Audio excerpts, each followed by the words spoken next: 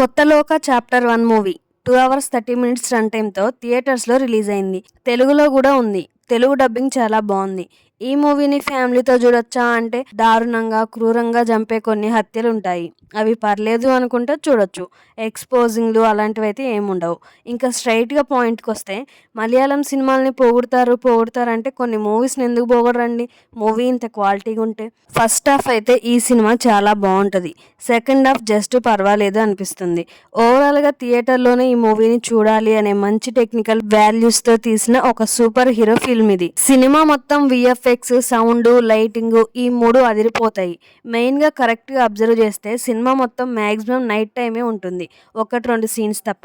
అందువల్ల ఈ dark mode మరింత ఈ మూవీలో ఇన్వాల్వ్ అయ్యేలా చేస్తుంది. ఫస్ట్ హాఫ్ చూసిన తర్వాత నాకు ఒక్కటే అనిపించింది. ఎక్కడా కూడా ఈ సినిమా మొత్తంలో భారీ సెట్స్ వేసినట్టు నాకైతే అనిపించలేదు. కానీ స్టిల్ ఆ స్ట్రీట్స్‌లో తీసిన షాట్స్, ఆ అపార్ట్మెంట్‌లో తీసిన సీన్స్, ఆ అడవిలో తీసిన సీన్స్‌కి ఒక వరల్డ్ క్లాస్ ఫిల్మ్ చూస్తున్న ఫీలింగ్ అయితే ఖచ్చితంగా కలుగుతుంది. With excellent background.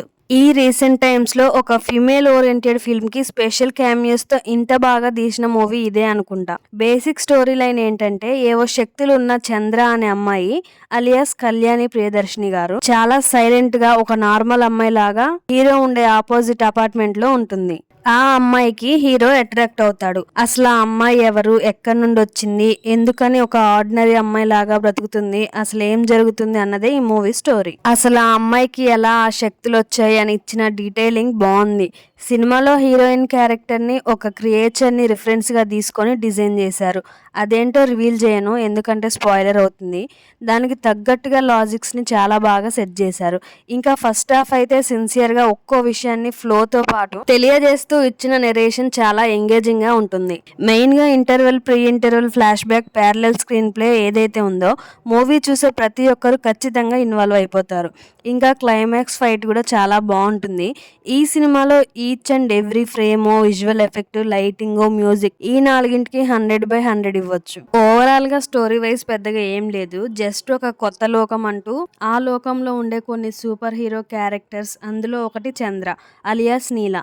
సింపుల్గా చెప్పేస్తే కొత్త లోక చాప్టర్ 1 ఈ నీలా అనే సూపర్ హీరోయిన్ని హైలైట్ చేస్తూ ఇంకా చాలామంది సూపర్ హీరో క్యారెక్టర్స్కి గ్లిమ్సెస్ ఇస్తూ ఇంకా ముందు ముందు చాలా ఉంది, ఇది మొదలు మాత్రమే అన్నట్టుగా ఎండింగ్ ఇచ్చారు. సినిమా మొత్తం అయిపోయిన తర్వాత ఎండింగ్లో నెక్స్ట్ ఫిల్మ్ ఎవరి మీద ఏ కాన్సెప్ట్తో ఉండబోతుందో చిన్నగా ఒక సింబల్ వేసి ఎండ్ చేశారు.